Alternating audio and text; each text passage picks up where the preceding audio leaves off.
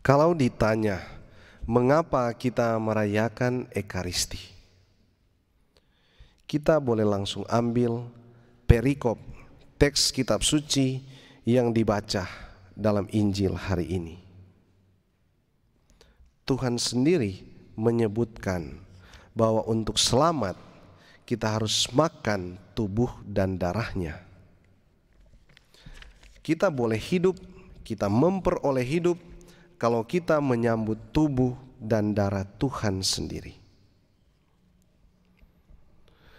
Pada peristiwa perjamuan malam terakhir, Tuhan juga menitipkan ini. Dan sebagaimana kebiasaan dalam kebudayaan dan suku-suku kita di Indonesia, bahkan di dunia, ketika orang mau meninggal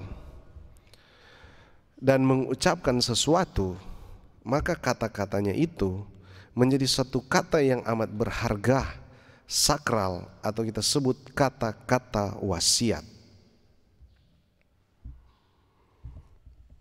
Yesus mempunyai kata-kata wasiat, dan itu terjadi di perjamuan malam terakhir sebelum wafatnya, sebelum penderitaannya. Dan kata-kata apa yang dia ucapkan sebagai wasiat?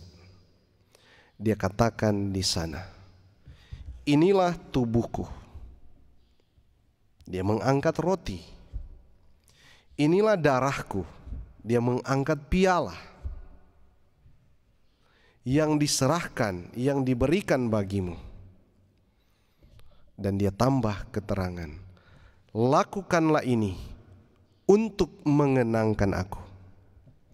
Maka tradisi merayakan Ekaristi di dalam gereja kita adalah tradisi yang sesuai dengan perkataan Yesus sendiri, permintaan Yesus sendiri, kata-kata wasiat dari Yesus sendiri.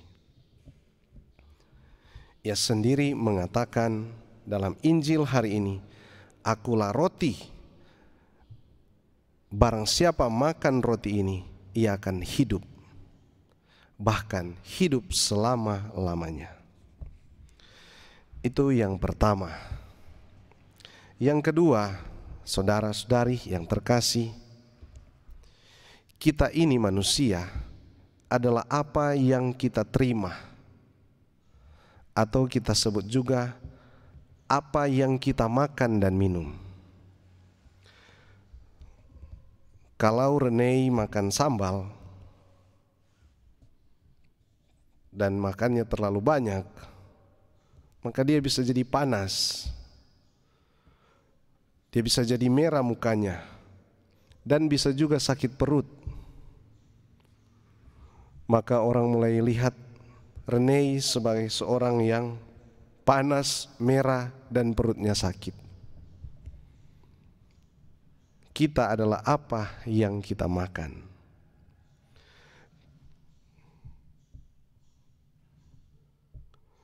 Kalau Jerry atau Nando minum cap tikus, atau Alfa minum cap tikus terlalu banyak, maka mereka bisa panas, bisa oleng, bisa lancar bercerita, bisa mabuk dan muntah-muntah, bisa teriak-teriak, bisa fly, dan mungkin juga bisa buat keonaran. Kita adalah apa yang kita minum.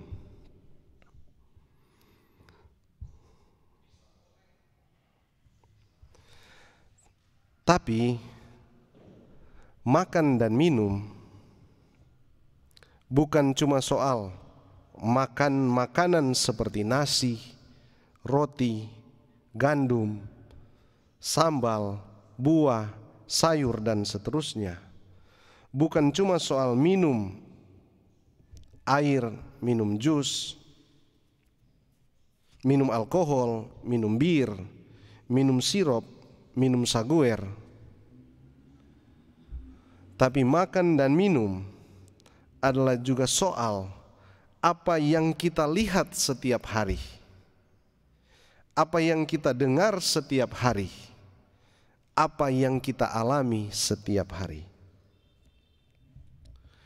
Seekor belalang terkurung dalam sebuah kotak dalam waktu yang lama. Suatu saat dia terbebas dari kotak itu. Maka ketika dia keluar dari kotak, dia mulai pelan-pelan jalan. Ting, ting, ting. Dan dia mulai melompat kecil-kecil. Oh, boleh kotak kita melompat. Ternyata bisa juga saya melompat. Jadi pelan-pelan belalang itu mulai beraktivitas. Tapi kemudian dia berjumpa dengan belalang lain. Dan betapa dia heran, belalang-belalang yang lain itu bisa melompat jauh. Tidak seperti yang dapat dia lakukan. Dia heran. Dan pelan-pelan dia mendapatkan lingkungan yang baru.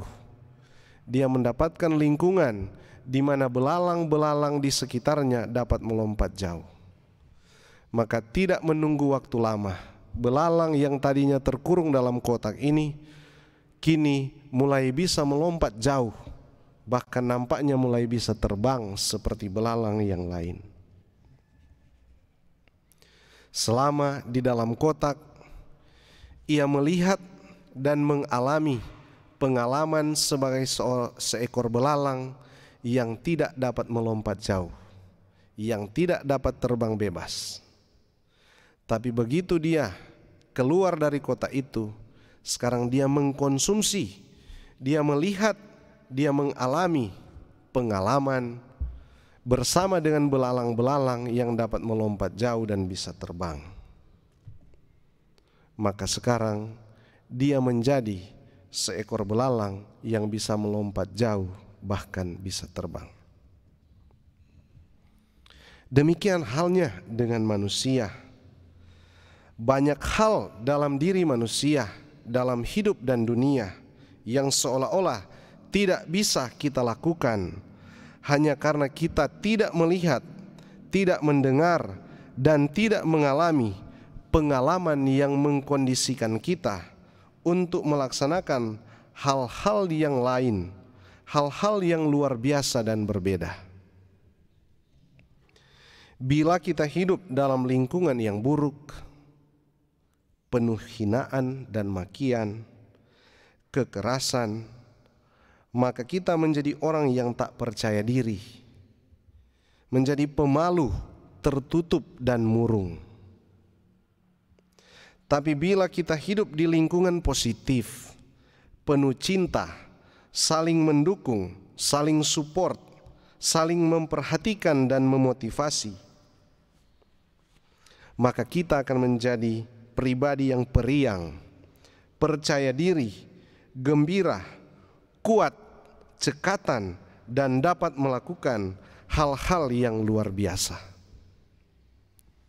Betapa kuat pengaruh dari lingkungan kita, karena lingkungan di mana kita hidup adalah lingkungan di mana kita mengalami sesuatu, di mana kita melihat dan mendengar, di mana kita makan, di mana kita minum.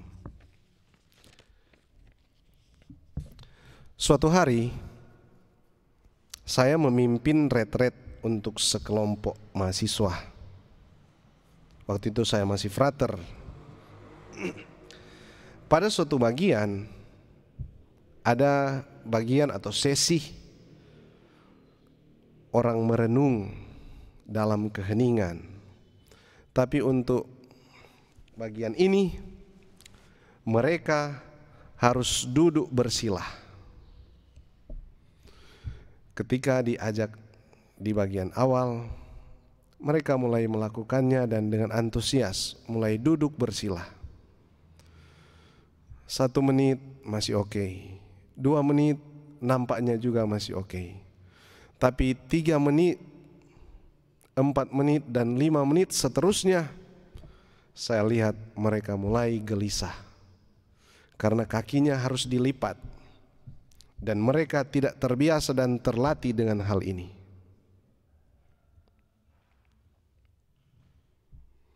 mereka tidak tumbuh dalam lingkungan di mana orang-orang mempraktekkan dan melakukan duduk bersilah sebagai hal yang biasa.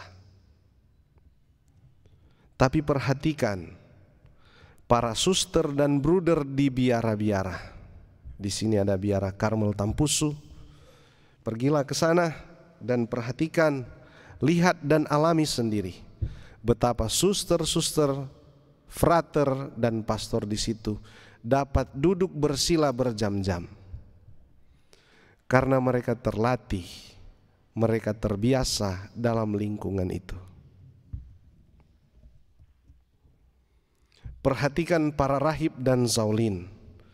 Ketika tayang di film, kita keheranan, kenapa mereka bisa terbang? Kenapa kakinya bisa melayang? Karena mereka terbiasa dengan itu. Mereka melatih tubuhnya. Mereka makan setiap hari pengalaman itu. Mereka lihat setiap hari. Mereka dengar setiap hari apa yang ada di lingkungannya. Saya yakin Eka juga bisa menerbangkan kakinya kalau dia hidup dalam lingkungan Shaolin seperti itu.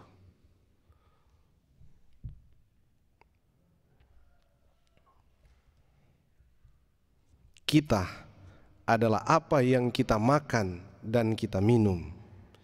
Kita adalah apa yang kita alami setiap saat dan setiap hari. Ekaristi yang kita makan, kendati untuk masa-masa sekarang dalam rupa kerinduan adalah Yesus sendiri. Roti hidup yang kita terima. Kalau kita makan Yesus, kalau kita sambut Yesus, kalau kita terima Yesus di dalam jiwa, di dalam diri, harusnya kita juga menjadi pribadi yang makin serupa dengan Yesus. Karena kita sudah sepakat, kita adalah apa yang kita makan dan kita terima. Saya mau menantang kecil umat di rumah dan mungkin juga yang ada di sini. Kalau Anda mau diminta untuk menggambarkan Yesus itu dengan satu kata atau satu frase atau satu kalimat, Anda mau menggambarkannya dengan apa? Coba berpikir di rumah. Kalau bilang Yesus, kita mau bilang apa dengan satu kata atau satu ungkapan atau satu kalimat? Nat, apa Nat?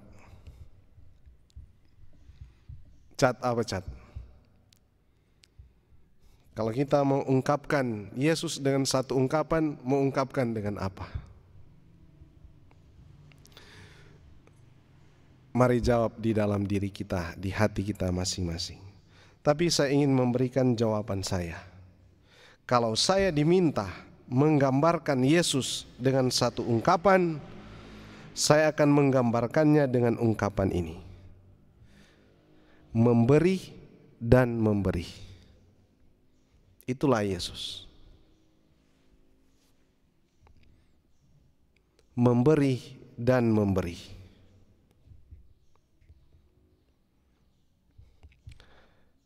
Jadi kalau kita makan Yesus, kalau kita santap Yesus, kalau kita terima Yesus, harusnya kita semakin serupa dengan hakikatnya, yaitu memberi dan memberi. Oke, memberi itu tidak enak sebenarnya, tidak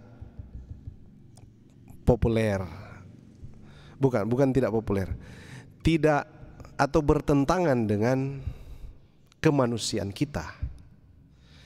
Karena memberi itu tidak mudah.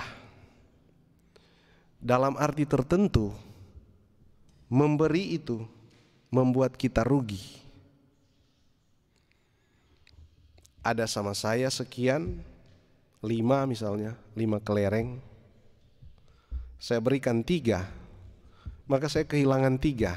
Saya rugi 3 sebenarnya. Dalam arti tertentu. Memberi itu juga membuat kita kehilangan.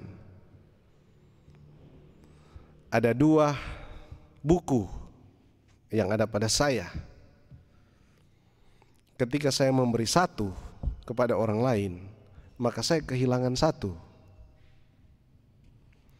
Memberi itu juga membuat kita sakit sebenarnya. Apalagi untuk hal-hal yang berharga dalam hidup.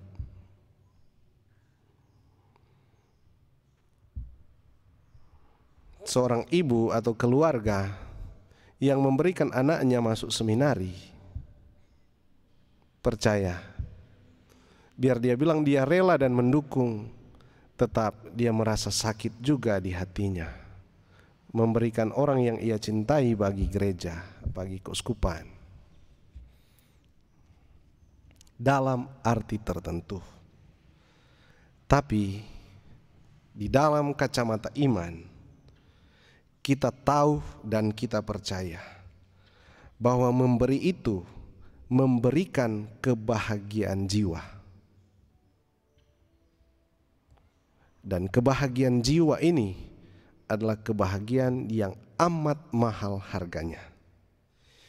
Malahan barangkali tidak dapat dibayar dengan uang atau dengan ganti rugi manapun.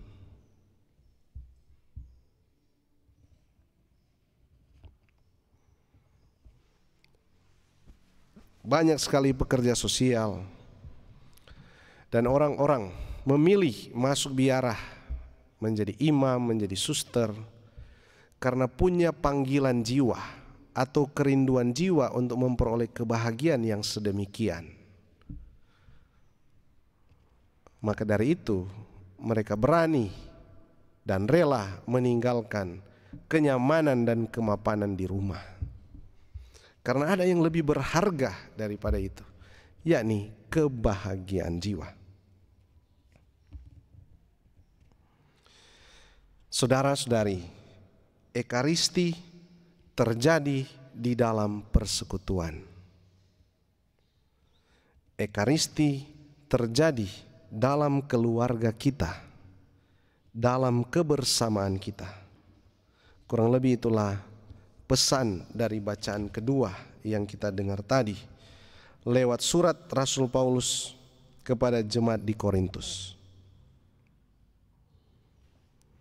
Bukankah piala syukur yang kita syukuri merupakan persekutuan dengan darah Kristus? Bukankah roti yang kita bagi-bagi merupakan persekutuan dengan tubuh Kristus? Jadi ketika kita makan roti Yesus sendiri, ketika kita minum dari piala darah Yesus sendiri, kita disatukan di dalam Kristus. Itulah persekutuan dan kebersamaan umat beriman.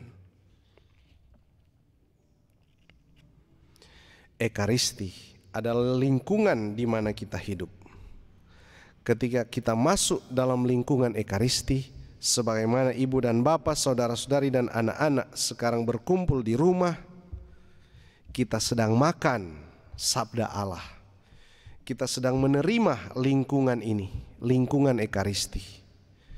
Kita sedang hidup dalam lingkungan saling mendukung, saling hormat, saling kasih, saling percaya, saling memperhatikan dan saling sapa. Kalau kita makan Ekaristi, kalau kita terima Ekaristi, harusnya kita menjadi komunitas yang demikian juga. Harusnya kita menjadi keluarga, kelompok-kelompok yang demikian juga, di mana di sana kita memperoleh dan saling berbagi sapa, hormat, damai, dukungan, dan kasih. Selamat Hari Raya Tubuh dan Darah Kristus. Mari sekarang kita baharui iman yang kita percaya bersama.